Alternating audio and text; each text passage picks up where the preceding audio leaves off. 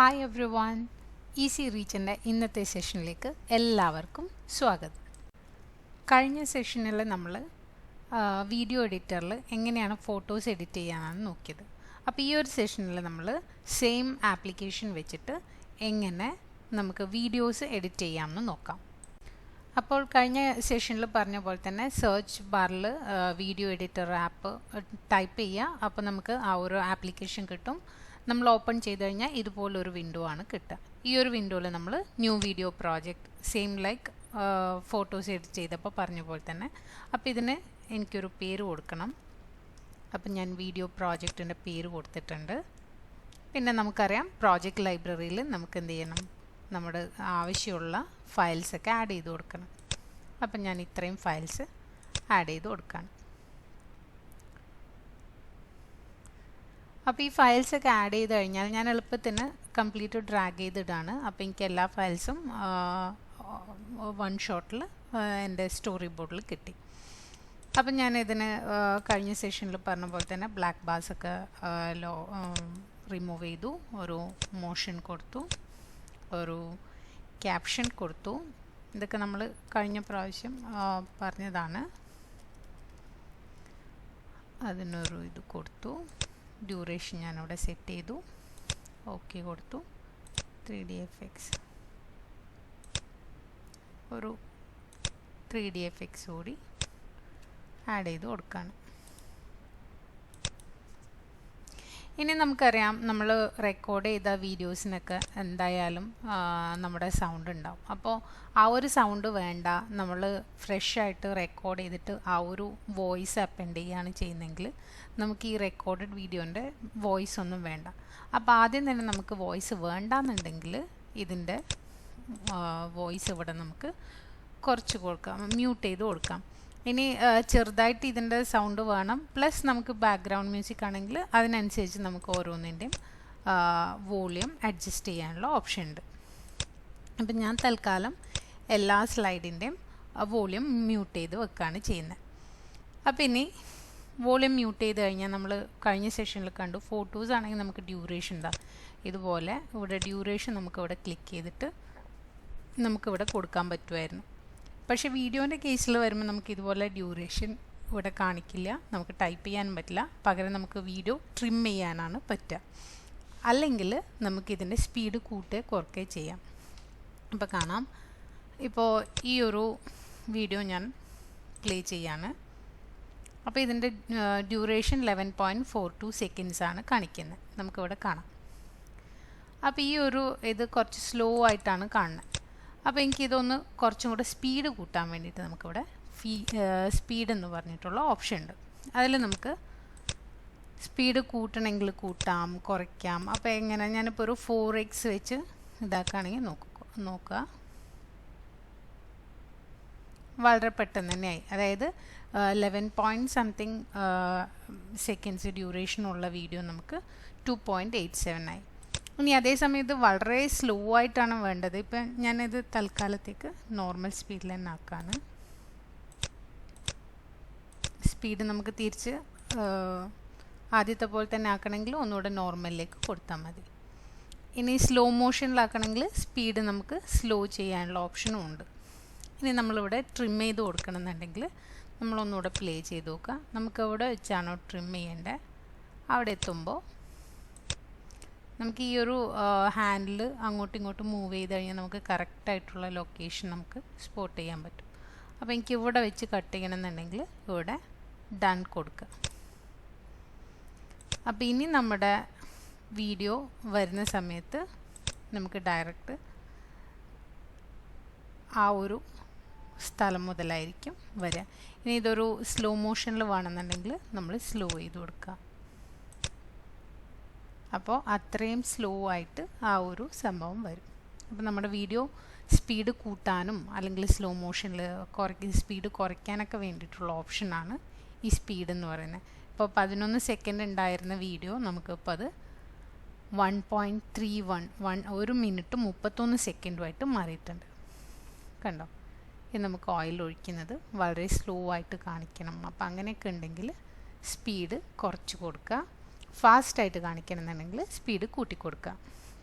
അതുപോലെ നമുക്ക് ആവശ്യമില്ലാത്ത ഭാഗങ്ങൾ കട്ട് ചെയ്യാൻ വേണ്ടിയിട്ടാണ് ട്രിം ഓപ്ഷൻ.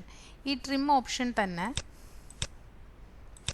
നമുക്ക് ബിഗിനിങ്ങിൽ ട്രിം ചെയ്ത് കൊടുക്കാം, അല്ലാന്നുണ്ടെങ്കിൽ നമുക്ക് ലാസ്റ്റിൽ ട്രിം ചെയ്ത് കൊടുക്കാം. ഇപ്പം നമ്മൾ ആദ്യം ട്രിം ചെയ്തത് ഇവിടെ മുതലാണ്.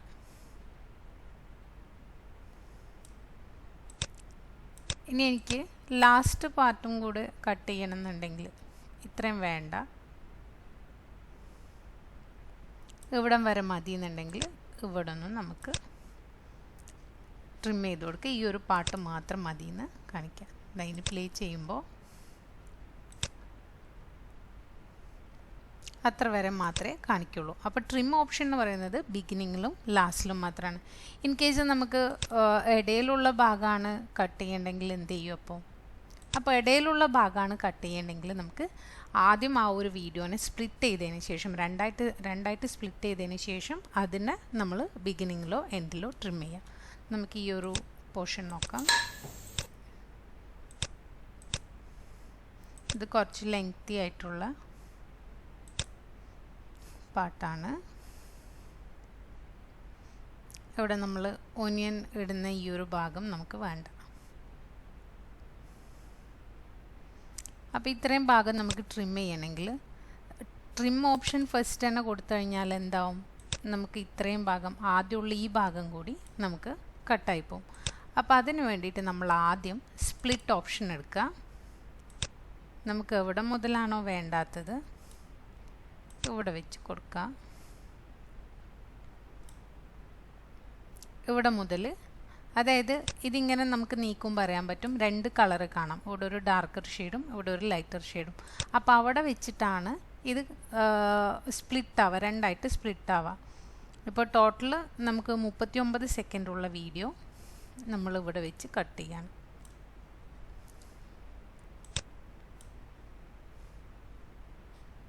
ഡൺ കൊടുക്കുക. അപ്പോൾ 39 സെക്കൻഡ്സ് ഉള്ളത് 38 സെക്കൻഡ്സും 1.27 സെക്കൻഡ്സും ആയിട്ട് മാറിയിട്ടുണ്ട്. ഇനി നമുക്ക് ഈ ഒരു പോർഷൻ കഴിഞ്ഞതിന് ശേഷം ഇതെടുക്കുക, ഈ ഒരു വീഡിയോ എടുക്കുക, ട്രിം കൊടുക്കുക. നമുക്ക് ഇത്രയും ഭാഗം വേണ്ട, ട്രിം ചെയ്ത് കൊടുക്കുക. പിന്നെ നമ്മൾ പ്ലേ ചെയ്യുമ്പോൾ നമുക്ക് ഇവിടെ പ്രിവ്യൂ കാണുമ്പോൾ സെയിം പ്രിവ്യൂ തന്നെയാണ് കാണിക്കുക, പക്ഷേ നമുക്ക് പ്ലേ ചെയ്യുന്ന സമയത്ത് ഇതുപോലെ കാണാൻ പറ്റും. അപ്പം നമുക്ക് ലെങ്തി ആയിട്ടുള്ള വീഡിയോ ഒന്ന് ട്രിം ചെയ്യാനാണെങ്കിൽ, ഇടയിൽ വെച്ച് ട്രിം ചെയ്യാനാണെങ്കിൽ ആദ്യം അതിനെ സ്പ്ലിറ്റ് ചെയ്യുക, അതിന് ശേഷം ട്രിം ചെയ്യുക.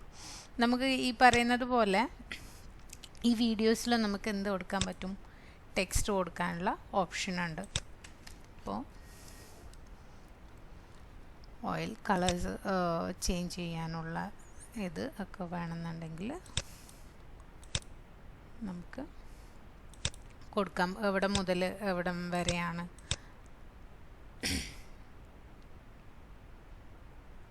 ഇപ്പോൾ ഇവിടെ മുതൽ സ്പൈസസ് എന്ന് വേണമെന്നുണ്ടെങ്കിൽ സ്പൈസസ്,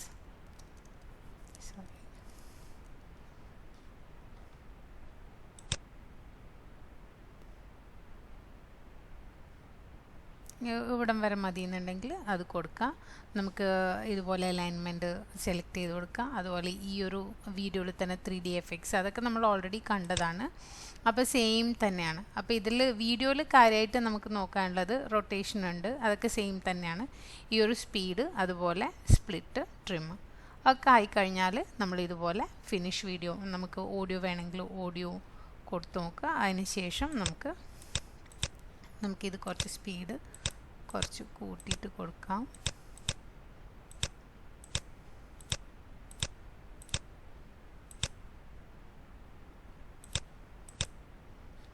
നമ്മളിവിടെ ഈ ഒരു ഓയിൽ ഒഴിക്കുന്ന പാർട്ട് നമുക്ക് വേണമെങ്കിൽ സ്പീഡ് കുറച്ച് കൊടുക്കാം.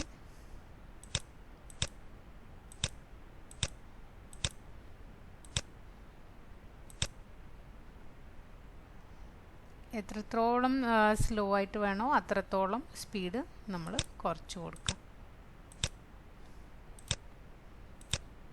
അതിനുശേഷം നമുക്ക് എല്ലാം വീഡിയോയിൽ ഒക്കെ നമുക്ക് ആവശ്യമുള്ള എല്ലാ എഡിറ്റിങ്ങും ചെയ്ത് കഴിഞ്ഞാൽ ടെക്സ്റ്റ് ആഡ് ചെയ്യലും ഒക്കെ സെയിം തന്നെയാണ്. സെയിം ചെയ്ത് കഴിഞ്ഞാൽ ഫിനിഷ് വീഡിയോ കൊടുക്കുക, നമ്മൾ എക്സ്പോർട്ട് ചെയ്യുക. നമ്മൾ കഴിഞ്ഞ സെഷനിൽ പറഞ്ഞ പോലെ തന്നെയാണ്, സെയിം പോലെ തന്നെ നമ്മൾ ചെയ്തു കൊടുക്കുക. അപ്പോൾ ഇന്നത്തെ സെഷൻ ഇവിടെ പൂർണ്ണമാവുകയാണ്. നിങ്ങൾക്ക് ഈ ചാനൽ ഇഷ്ടമായെങ്കിൽ സബ്സ്ക്രൈബ് ചെയ്യുക, ഷെയർ ചെയ്യുക, ലൈക്ക് ചെയ്യുക. നിങ്ങളുടെ ഫീഡ്ബാക്സും സജഷൻസും കമൻറ്റ് ബോക്സിൽ അറിയിക്കുക. Thank you.